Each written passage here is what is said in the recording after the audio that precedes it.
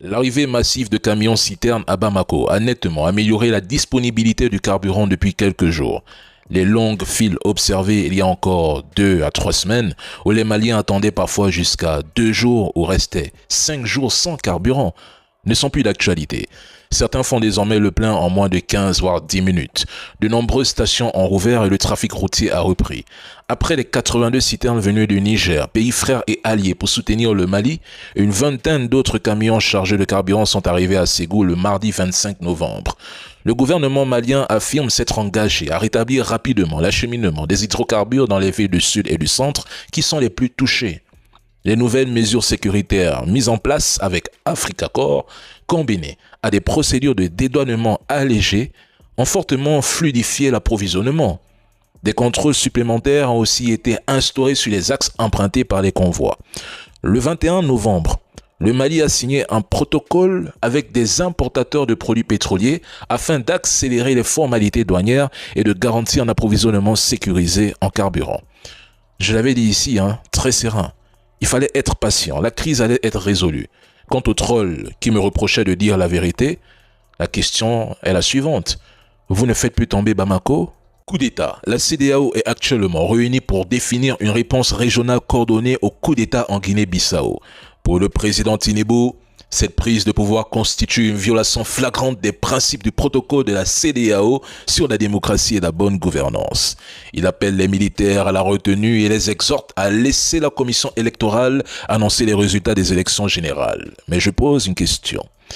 La CEDEAO réagira-t-elle avec la même fermeté que le jeudi 10 août 2023, lorsqu'au sommet d'Abuja, elle avait immédiatement enclenché le processus d'activation de sa force d'intervention pour restaurer l'ordre constitutionnel au Niger après le coup de libération du 26 juillet. Souvenez-vous, le soir même, le président Ouattara confirmait que les chefs d'État avaient donné leur feu vert pour une opération militaire dans les plus brefs délais.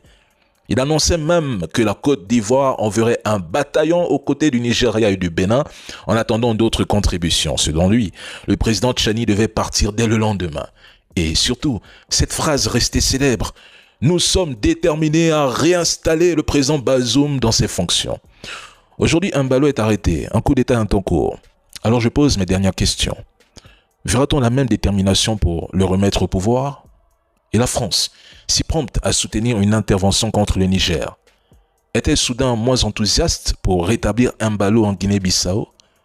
Ou bien, écoutons. Après, là, il n'y a pas de question. Mais il y a des gens qui sont peut-être pas tout à fait sains d'esprit quand ils disent publiquement, ou alors c'est des tricheurs qui disent publiquement, qui disent à leur population que la Russie se prépare à agresser l'Europe et nous devons donc renforcer notre défense.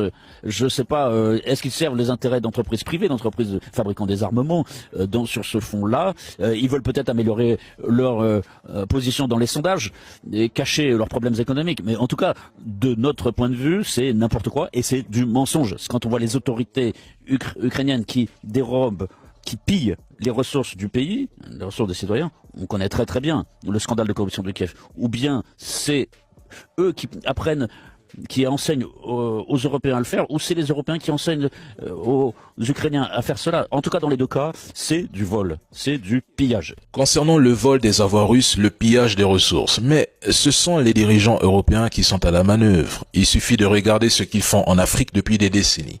Exploitation des matières premières, corruption, intervention militaire pour protéger leurs intérêts économiques, le tout au détriment des populations locales. Donald Trump, lui, est pro-États-Unis, America First. Il défend ses intérêts en Ukraine. Les dirigeants européens, eux, sont pro-Europe. Ils agissent avant tout pour leur propre gain. Ils se moquent du sort de l'Ukraine. Ceux qui exigent de continuer la guerre et d'armer Kiev sont les plus dangereux. Au nom de leurs intérêts et des ressources ukrainiennes, ils sont prêts à sacrifier des millions de vies. Et au milieu de ce chaos, Zelensky n'est loyal qu'à lui-même. Tout ce qui l'intéresse, ce sont ses poches et sa sécurité personnelle, y compris la possibilité d'un refuge confortable en Grande-Bretagne si le pouvoir venait à lui échapper. La corruption autour de lui n'est pas une surprise.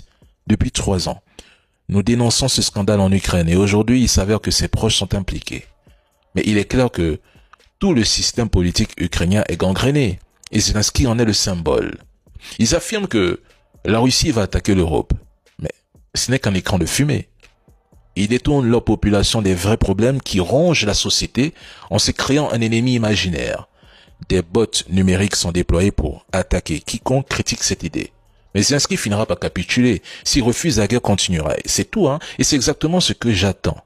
Moi, je veux voir Donald Trump se retirer de ce conflit et laisser les Européens seuls face à la Russie.